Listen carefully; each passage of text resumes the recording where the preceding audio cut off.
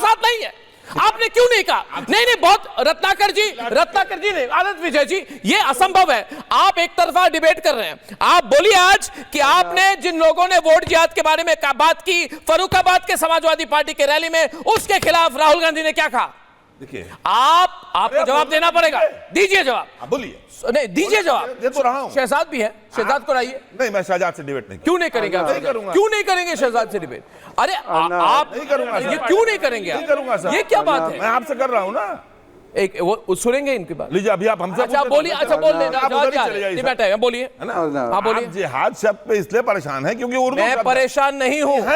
इतनी देर से आप सिर्फ बैठ के मुसलमानों को गाली दे रहे हैं। अरे कोई कह रहा है जिहाद करो, जिहाद करो, जिहाद करो। अरे चुनाव के समय में जिहाद करिए, चुनाव के समय में जिहाद क्यों करिए? पास अ प्रपोजल। चुनाव के समय में जिहाद की बात क्यों? महासागर में आप नहीं फेंक सकते, इसलिए अरब महासागर में फेंक। देखिए, ये सब बातें मत। जब आप शहजाद जी को बोलने दो, उसके बाद आ रहा हूं। शहजाद जी, मैं नहीं बोल रहा। शहजाद जी, आप सुन लीजिए उनकी बात। नहीं, मैं उनकी बात नहीं। आपको सुनना पड़ेगा। आप डिबेट ना करें, सुन लें। समस्या ये है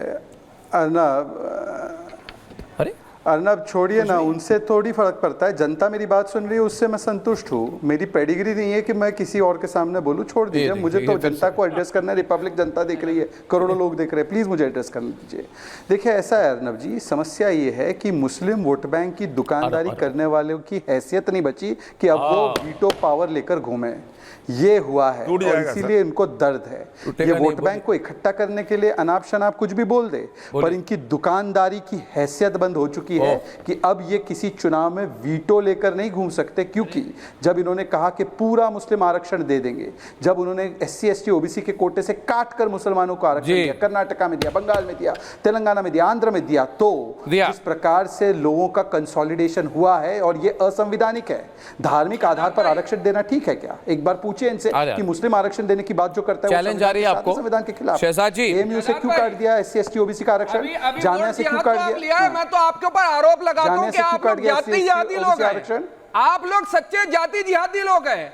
बगैर जात के, बगैर आपको धर्म के, राजनीति के चैन और सुकून नहीं आता। अब देखिए अर्नब जी नोट कीजिए, अब मुमताज आलम रिजवी है उनका नाम जवाब के द्वारा। लेकिन आप मैं घोर आपत्ति करता हूं, मैं घोर आपत्ति करता हूं कि हिंदू समाज को जिहाद से जोड़ा जा रहा है। अर्नब डिबेट अपनी तरफ, हिंदू समाज के लोग को जिहादी बोल रहा है।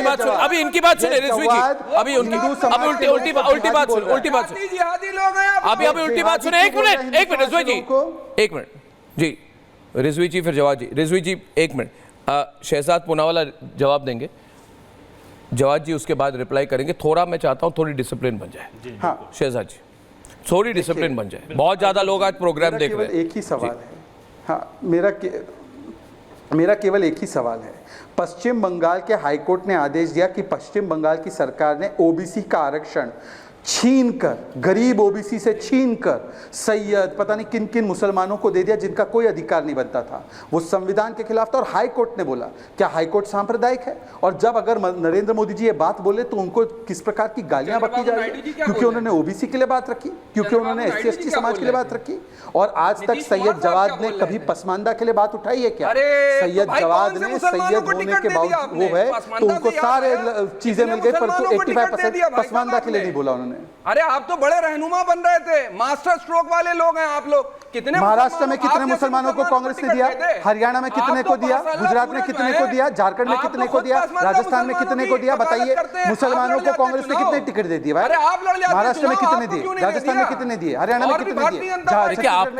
आपको तो रत्नाकर जी बोले कितने दिए?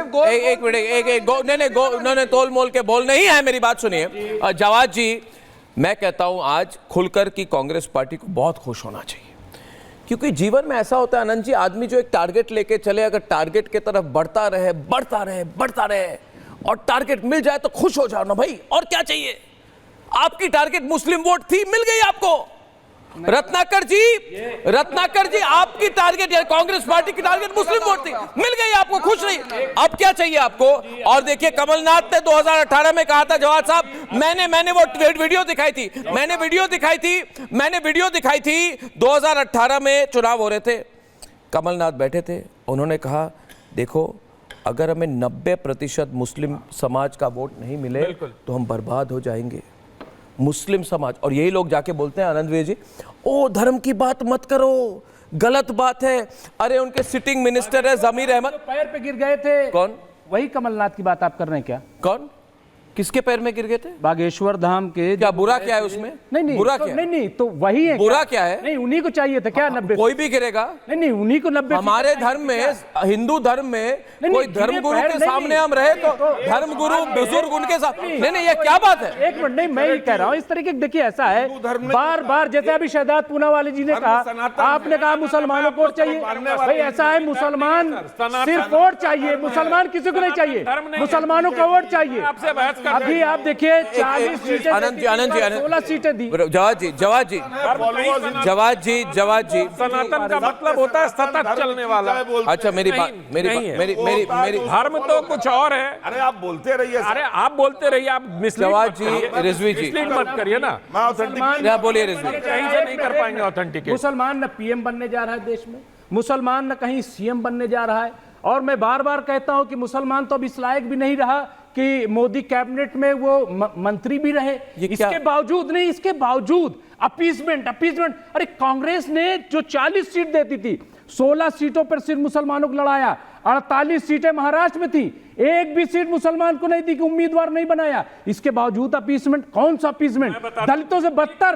एक मिनट, आनंद विजय जी कुछ कहना चाहते हैं? खड़ा किया गया है। बहुत हमारे दर्शक है, बहुत दर्शक है, कोई नहीं, बहुत दर्शक है, कह रहे लावारिस हो गया है, मुसलमान को दीवार से लगा दिया गया है, और कांग्रेस ने लीडरशिप को खत्म कर दिया। मैं इल्जाम लगाता हूं। अच्छा कांग्रेस पे आप इल्जाम लगाएंगे, कांग्रेस बताएगी, लेकिन कांग्रेस जो अपीसमेंट कर रही है वो बताता हूं आपको। 2005 में रंगनाथ मिश्र वो कमेटी बनी, सच्चर बनी है ना? बोलने तो 2006 में कौन सी कमेटी बनी? रंगनाथ की। पूरे आजाद भारत के इतिहास में पहला मौका है जब मुसलमानों को पिछड़ा घोषित करने के लिए एक ही मुद्दे पे 2 कमीशन बना दिया सरकार ने। उसके बाद नेशनल जो इंस्टीट्यूशनल को माइनॉरिटी का दर्जा देने में 9000 माइनॉरिटी को दर्जा दे दिया गया इंस्टीट्यूशंस को पूरे इंडिया में। रिकॉर्ड पे कांग्रेस पार्टी ने दिया है 9000 इंस्टीट्यूशन को। सुन लो फायदा क्या हुआ? नुकसान हुआ, नुकसान ही तो हुआ। ओबीसी को, ओबीसी दलित, अरे सर सुनो, ओबीसी दलित सबका आरक्षण समाप्त कर दिया आपने। दलितों से बदतर हो गई, ओबीसी और उसको गले में डाल दिया गया। यही तो आपका है। फायदा बताइए ना। मैं बता रहा हूँ ना, मैं बता रहा हूँ फायदा। अरे सुनो तो मैं फायदा बता रहा हूँ, सुनो ना फायदा। 1 मिनट बता रहा हूँ। फायदा ये हुआ कि जो दलितों को और ओबीसी को आरक्षण मिलता था उन संस्थानों में, वहां मुसलमानों को मिलने लगा। अरे 50% मिल रहा है। अरे 50%। आप देखो क्या बात कर रहे हो। शहजाद पूनावाला डिबेट पर है दोस्तों। शहजाद पूनावाला, पंकज त्रिपाठी एक तरफ, और हमारे साथ मृत्युंजय जी, मुफ्ती शमून कश्मी जी ज्वाइन कर रहे हैं। Uttarakhand Madrasa education council government of Uttarakhand के चेयरमैन हैं, सब डिबेट पर हैं। और एक मिनट ना, सबको समय देने, सबको समय दूंगा। मृत्युंजय जी एक मिनट, मृत्युंजय जी पंकज जी एक तरफ,